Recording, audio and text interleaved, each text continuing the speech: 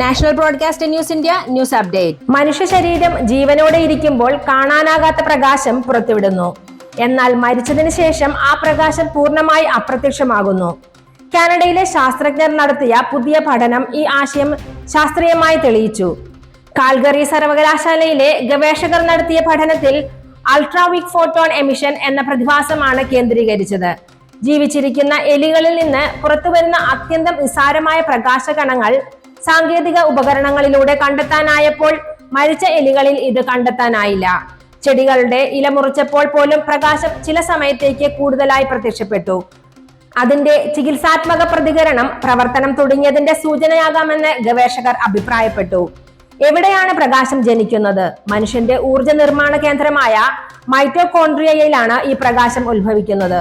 കോശങ്ങൾ സമ്മർദ്ദത്തിലായാൽ, ഉദാഹരണത്തിന് ചൂടോ രോഗബാധയോ വന്നാൽ UPE കൂടുതൽ ഉണ്ടാക്കുന്നു. ഭാവിയിൽ എങ്ങനെ ഉപയോഗിക്കാം? ശരീരത്തിൽ നിന്നും പുറത്തു വരുന്ന ഈ പ്രകാശം പരിശോധനയ്ക്ക് ഉപയോഗിച്ച് അകത്തുള്ള കോശങ്ങൾ എവിടെയാണ് ദൂഷിതമാകുന്നതെന്ന് ശസ്ത്രക്രിയയില്ലാതെ തന്നെ മനസ്സിലാക്കാൻ കഴിയുമെന്നാണ് ശാസ്ത്രജ്ഞരുടെ പ്രതീക്ഷ. NBNI ന്യൂസ് ചുരുക്കം: മരണമെന്നാൽ വെറും ജീവനില്ലായ്മ മാത്രമല്ല, ഒരേ സമയം ഒരവസാന പ്രകാശത്തൂവൽ പോലും അപ്രത്യക്ഷമാകുന്ന നിമിഷമാണ്. കൂടുതൽ വാർത്തകൾക്കായി തുടരുക നാഷണൽ ബ്രോഡ്കാസ്റ്റ് ന്യൂസ് ഇന്ത്യ.